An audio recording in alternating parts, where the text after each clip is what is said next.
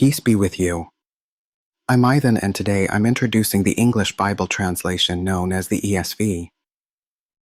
The English Standard Version, ESV, is an English Bible translation that aims to be faithful to the original texts while maintaining literary beauty and readability.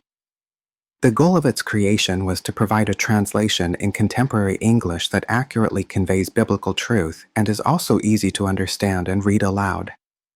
As the ESV preface states, the translation team acknowledges that no Bible translation is perfect, but they strive to offer their best work to God and His people. The ESV's publication is also aligned with the mission of Biblica, the global Bible ministry behind it, which is dedicated to publishing widely readable Bibles to expand the reach of the gospel.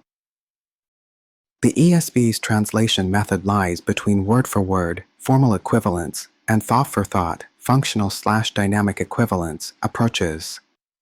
It seeks to retain the grammatical structure and vocabulary of the original languages as much as possible while ensuring the translation flows naturally in modern English. In other words, the ESV strives for a balance between accuracy and readability. Recent revisions, such as changes to conjunctions in Genesis 3 verse 16 and 4:7, demonstrate its commitment to fidelity to the original Hebrew text and alignment with long-established English versions like the Revised Standard Version, RSV, New American Standard Bible, NASB, and New King James Version, NKJV. The translation team also considers new archaeological and linguistic discoveries to ensure accuracy. Based on available information, the ESV translation team focused on the original Hebrew for the Old Testament. While the specific Greek version used for the New Testament is not mentioned in your source, most modern English translations typically reference critical editions such as the Nestle-Aland or United Bible Society's Greek texts. The ESV stands out for its rigorous approach to the original texts and its effort to present the Bible's literary and solemn qualities in modern English. It is considered a reliable and timely translation. Continuous revisions and updates reflect its ongoing pursuit of clarity and precision. Since its first publication in 2001, over 315 million copies have been distributed, making it widely accepted. Due to its balance between accuracy and readability, the ESV is suitable for various uses, including personal devotion, small group Bible study, theological research, and church ministry. It is an excellent choice for readers who wish to deeply understand the original text yet need an accessible translation. Many seminaries and biblical scholars also prefer the ESV for rigorous textual analysis. Compared to thought-for-thought translations, e.g., NIV, NLT, the ESV's strength lies in its higher degree of accuracy in preserving original vocabulary and syntax. This gives it an advantage when studying the finer points of Scripture. Compared to literal translations, e.g., KJV, NASB, the ESV improves on readability, avoiding overly stiff or unnatural English. However, the ESV's more formal approach may not be as accessible to beginners or non-native English speakers. Its literary tone can also feel more formal than some modern, conversational translations. Some revisions in the ESV have sparked discussion.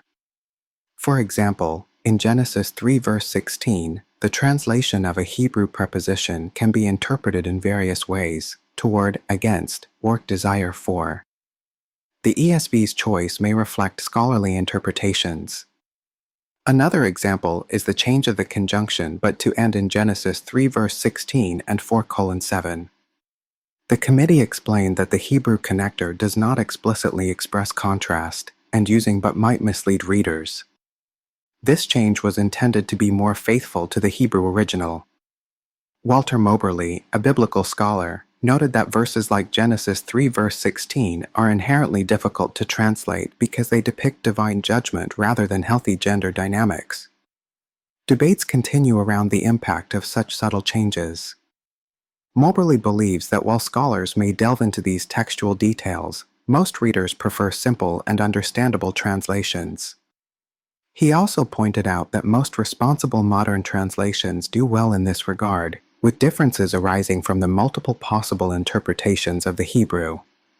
When comparing translations, such as in 1 Corinthians 7 verse 36, the ESV renders a Greek word as strong passions, which aligns with some Chinese translations like the Global Bible Translation, suggesting the reference is to the man's sexual desire rather than whether the woman has passed the age of marriage. This shows how interpretations of original language and cultural context can lead to different translation choices.